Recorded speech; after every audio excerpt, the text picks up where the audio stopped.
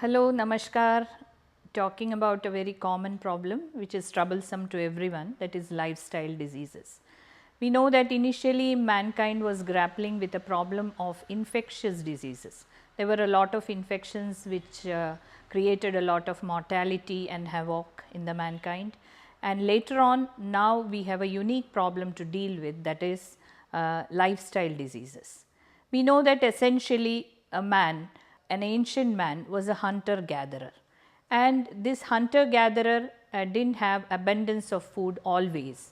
Whenever the food was there, there were times of abundance of food and there were times of scarcity. To handle this, an evolutionary mechanism developed within the man which helped him to store the excess energy. But when the mankind moved on to a more urbanized and industrialized world, this evolutionary mechanism stayed back. It was there, so man still continues to store the excess energy. We know that now there is abundance of food and there is hardly any shortage of food except for a small section of people. And even when there is abundance, this mechanism of storing excess energy lives in the or is still there in the human body. So, we store this excess energy in the form of adipose tissue. Adipose tissue is not little fat here and there, but it is now considered an organ. It has been given the stature of an organ which creates or which is incremental in causation of a lot of lifestyle diseases.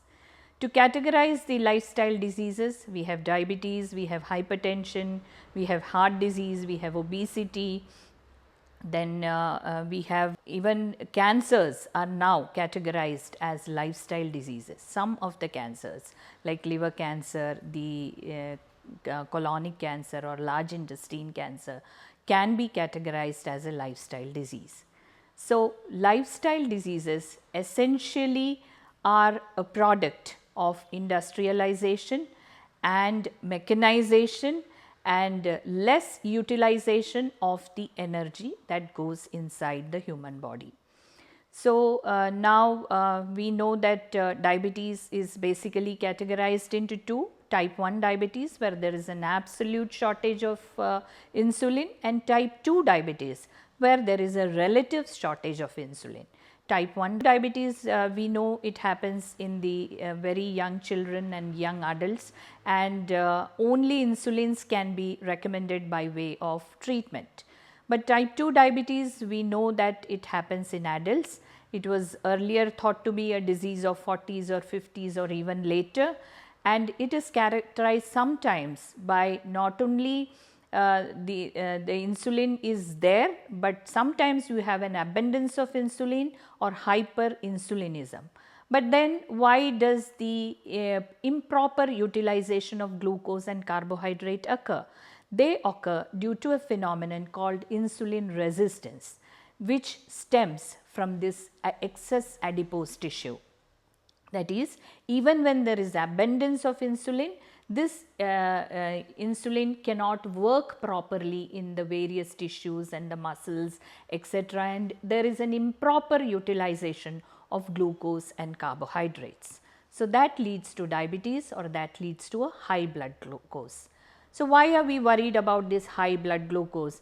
A little 200 here and a 150 there, what difference does it cause? Of course, it does. It creates havoc in each and every organ of the body.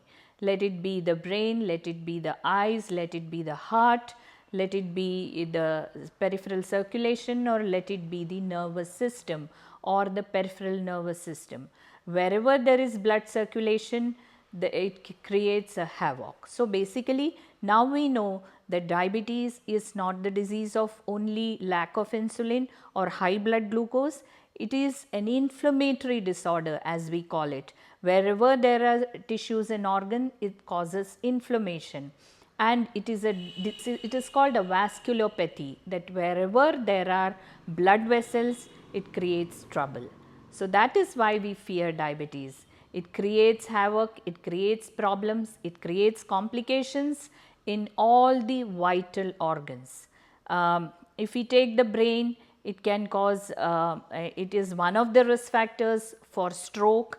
If we take eyes, it right from a premature cataract to retinopathy, it causes very serious problems. Down, if we take heart, it is a serious risk factor for heart disease or heart attacks.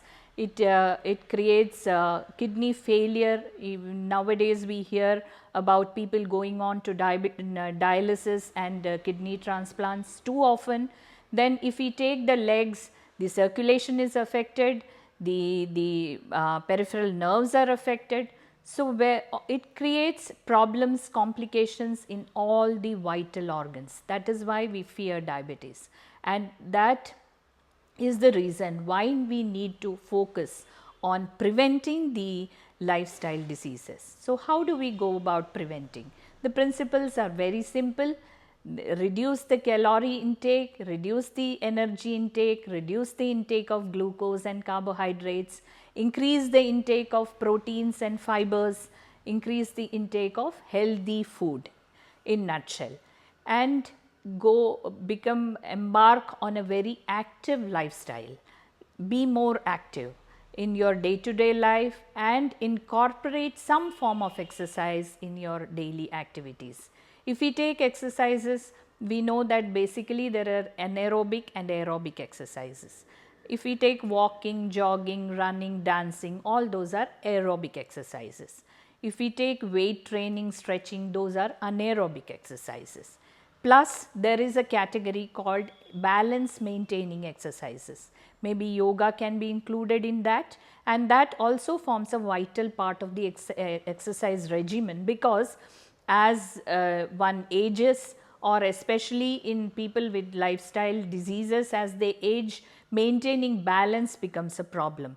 So, to maintain balance, we must incorporate these exercises also in the daily exercise regimen. So, in nutshell, we must have an active lifestyle, we must have some ways of burning out the calories, burning out the energy that we take inside, and first of all, reduce the energy intake. Create an awareness about how much calorie expenditure I have in my day to day life, and according to that we can cut down on the intake of carbs, on the intake of refined sugars, and increase the intake of proteins and fibers. So, shocking news about lifestyle diseases is that, so whatever we considered a disease of 40s and 50s is now happening in the 20s. So, we do not want a set of unhealthy, sick young adults. So, we must spread this message, or we must pass on this message to the young individuals, to the school goers. Let them study, let them be hooked on to TV for a while, or the computer or the mobile for a while, but definitely incorporate exercise in their daily routine, and let us create a healthy tomorrow for everyone. We will meet soon with another topic. Thank you.